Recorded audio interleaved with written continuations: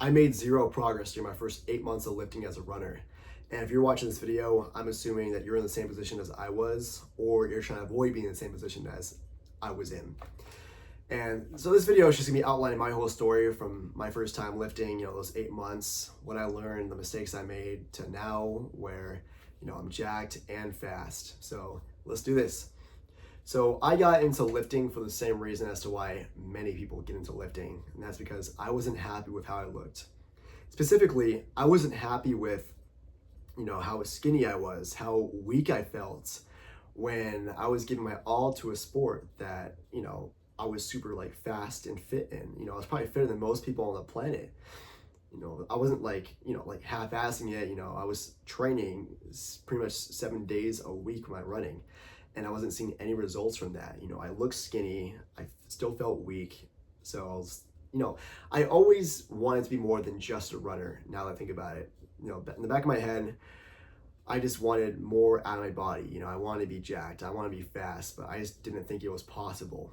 I was always told that muscle is going to slow me down, and that, since I'm skinny, I didn't have the genetics for it or whatever. So that was my kind of mindset at the time. But when I did learn to build muscle, I didn't have anyone to turn to, so I had to go to the internet.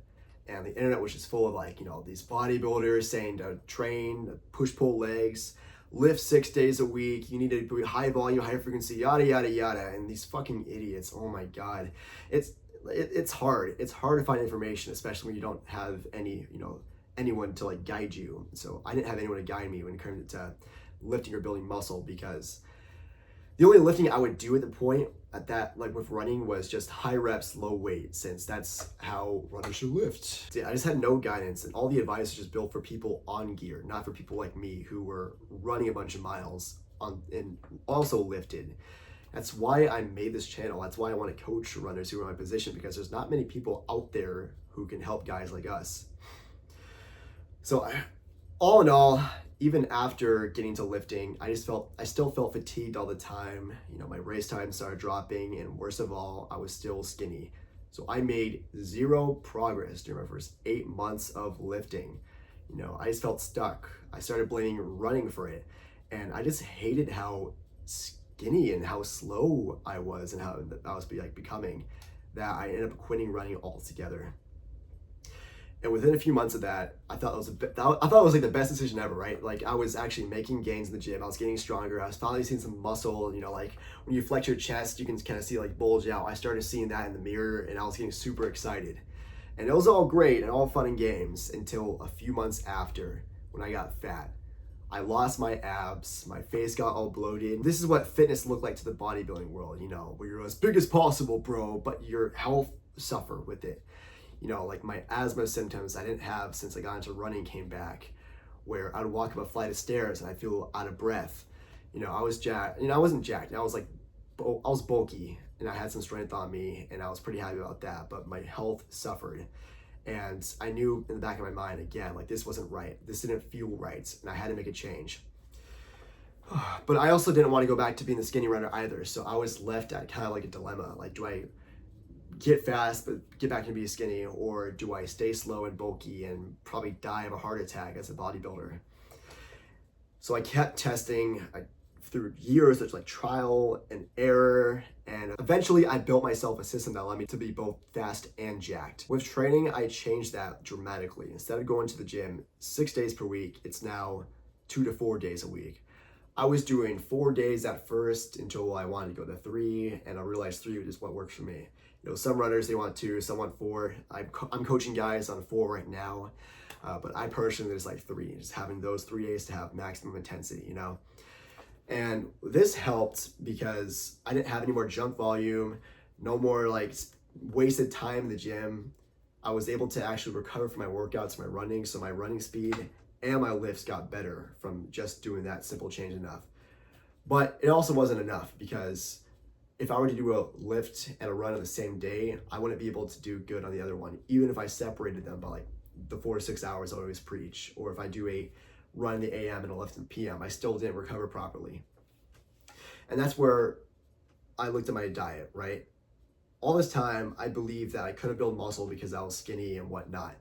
until I started tracking my calories and realized I was severely under eating to the point when I wasn't even supporting my own running.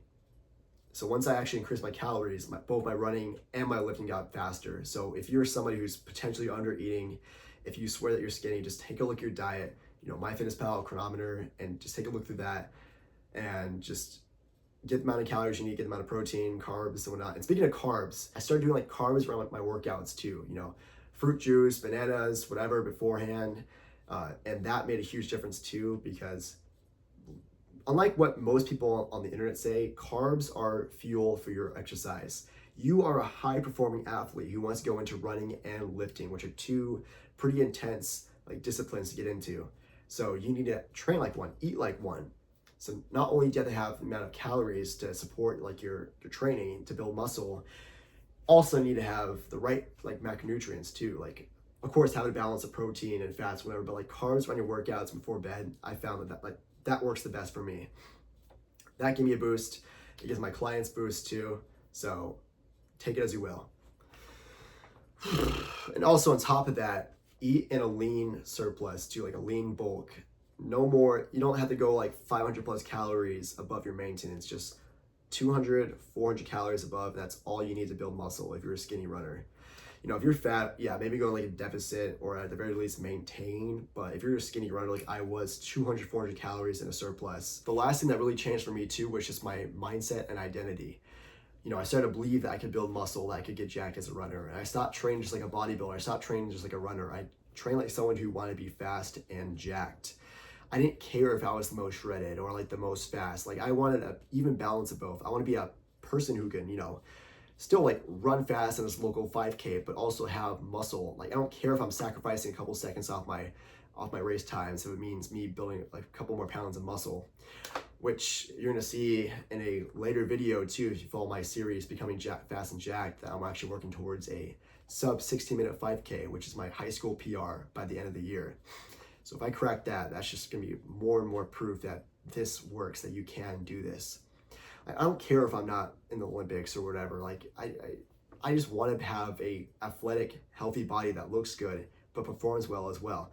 Not like just being big, not just being jacked. Like who cares about that if you can't even like move or walk up the stairs? Like I could barely do when I was just training like into lifting. So if you're a skinny runner who's looking to build muscle without losing your speed, click the link down below, schedule a call, and see if we can work together.